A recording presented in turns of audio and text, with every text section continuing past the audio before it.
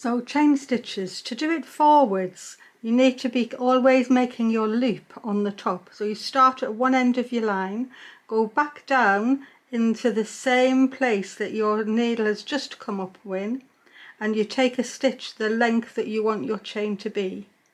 Come up within the loop of your thread, and when you pull forward, make sure that you're pulling your thread in the direction of travel. If you pull backwards or up, you'll tighten that chain too much and you'll end up with a little line instead of a lovely looking chain. So if I just loosen that again, pull in the direction of travel and you will get a loop. So the next stitch goes down inside the loop, back into the same hole or as near as you can make it. You take your stitch, keeping the loop open, take the stitch, come up, pull in the direction of travel. You work along in this way and you can make your stitches as long or as short as you want them to be.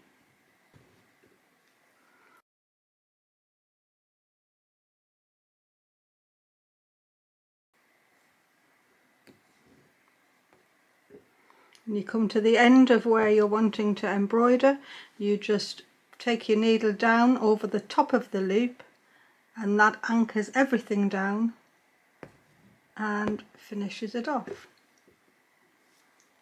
You can also do chain stitch backwards, and some people find this an easier method.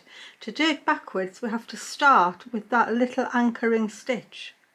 So we start with a little stitch, come up the length that you want your chain to be, and now you just thread your needle through that stitch.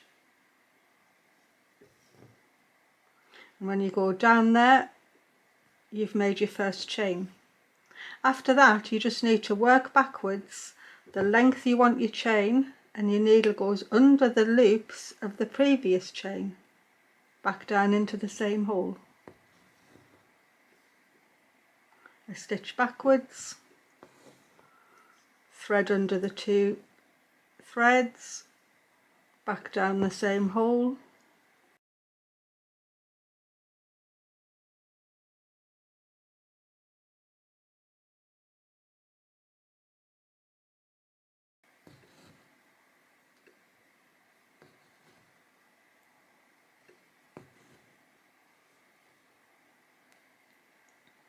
and when you come to the end, your last thread down completes the chain.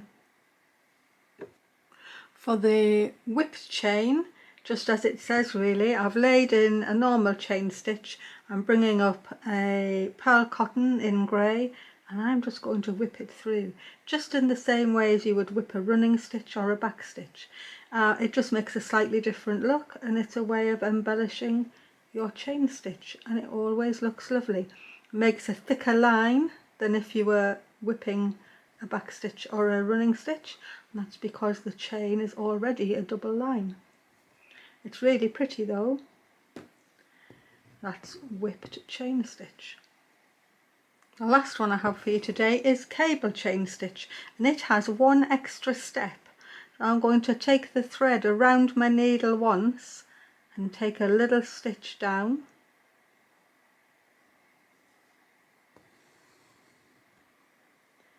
Keeping my loop, I'm going to make the stitch forward to make the chain.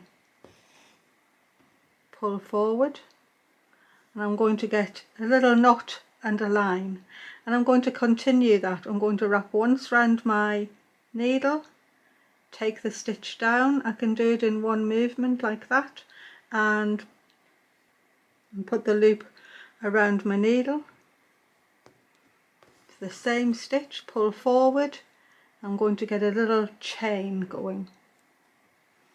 Loop around the needle, make the little stitch, make your chain stitch and loop around the needle.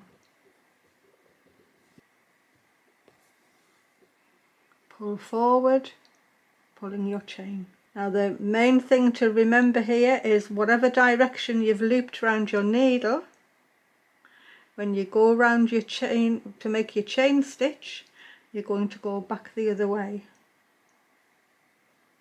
and that saves your chain stitch from crossing over. So loop. This little stitch here is the length of your connection.